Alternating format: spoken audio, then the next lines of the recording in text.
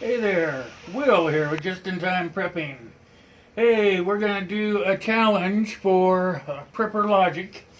He seems to think a lot of us people that are preppers are armchair preppers, but I have news for him that my son and I were Boy Scouts at one time, so I'm just going to do a video and let him come review it so that he knows I did the challenge that he put up to the prepper community. So here we go, okay? I have some stuff right here, if you'll notice, and that's called tinder.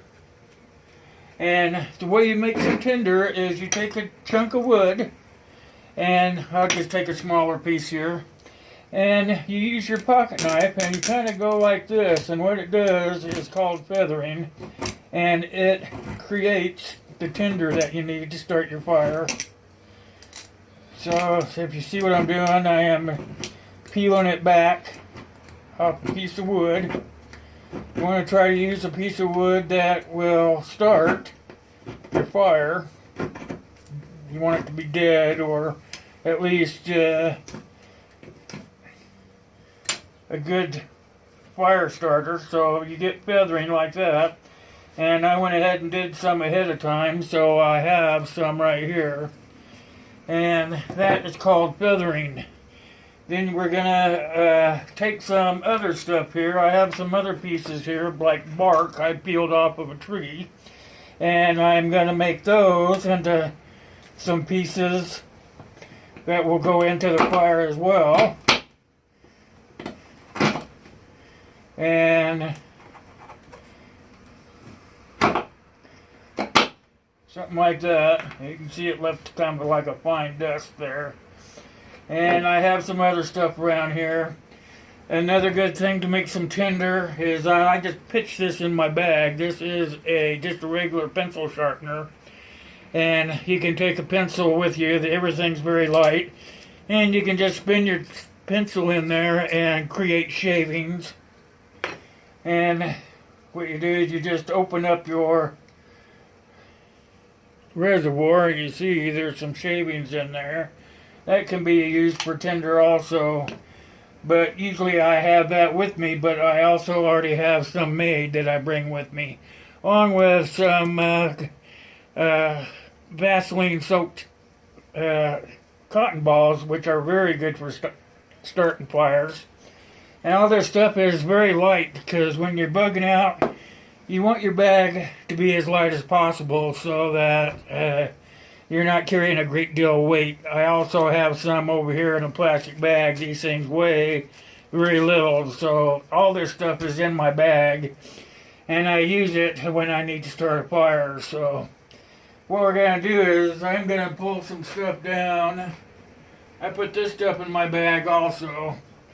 And for those of you that know, this is like magnesium here, and you can buy a rod. It's called a magnesium rod, and you can shave it down onto your fire, and that helps create the fire also. This is already done. It's in a little bottle here, and if you know what you're doing, you can always carry a bottle of glycerin with you too, and then you mix these two together, and guess what? It starts its own fire. And that's what we're going to work on today. And he wanted you to use a flint thing and count how many times it takes you to do it, but I want to show you this option here, and then you guys can make up your own minds of how you want to do it for yourself. I carry the little fire starter in case I forget to put these in, or I would run out. I would still have an option.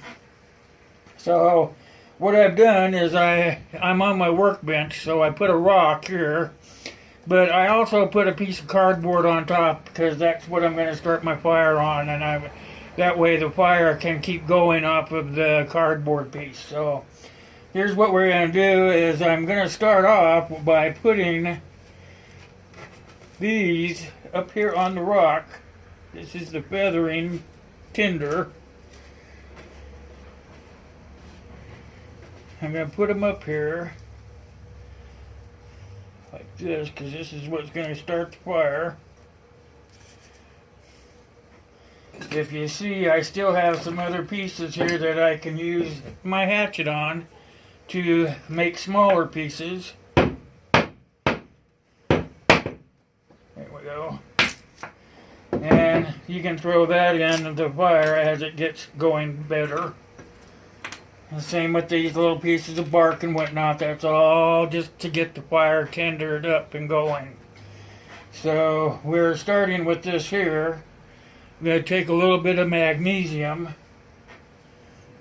I'm going to put a little dimple in there.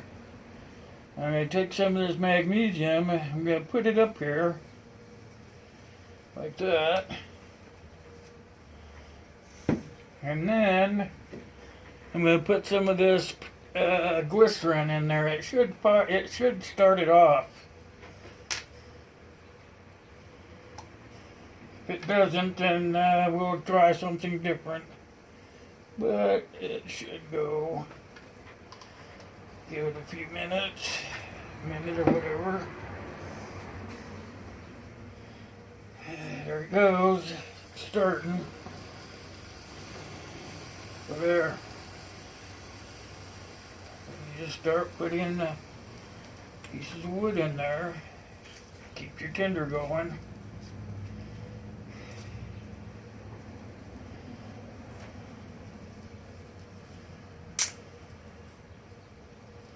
There's different ways of doing it. You can go online, find your own way. I make a teepee out of mine.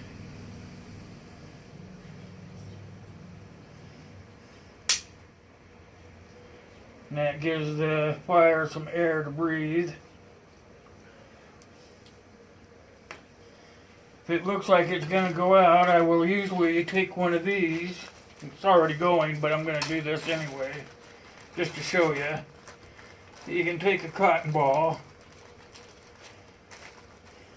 I'm just going to take a little piece off of it, just to show you how it works.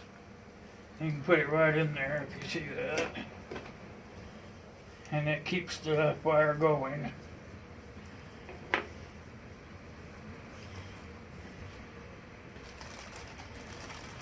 So as you see, very easily to start. My Boy Scout skills are still there. We're still starting the fire from scratch. Doing all the things it takes to get the thing going. Using all the same steps as you would.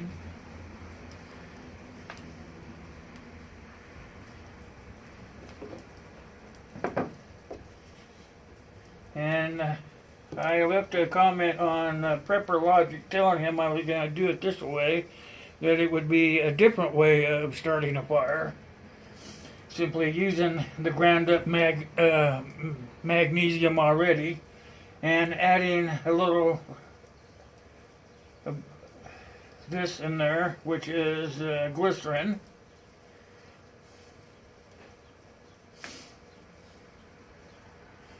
And voila, we started a fire. We'll be able to get everything started. We can start putting bigger pieces up there onto it. Pretty soon you're going to have a big fire. Don't forget, always have one of these. They don't cost very much. You can get them at the dollar store. Good way of making tinder. You could even use small pieces of stick to stick in there instead of a pencil and kind of grind it off. Okay, I let that go out because I don't want to have a huge fire. If I had wanted to make a huge fire, we would have kept on adding the tinder in there. But I didn't want to catch the garage on fire. So that's my Boy Scout way of creating a fire. As you can see, it caught right on fire, and you just keep adding the wood in. The best way, as you see, I use this rock right here. So when you're out in the woods, you want to make sure you pull the ground away from it and use a nice hard surface to start your fire on. So that's challenge number 2 for Prepper Logic. It's also video for just-in-time prepping. I want you guys to leave comments down below, asking questions if you need to know something. Give it a thumbs up if you like it.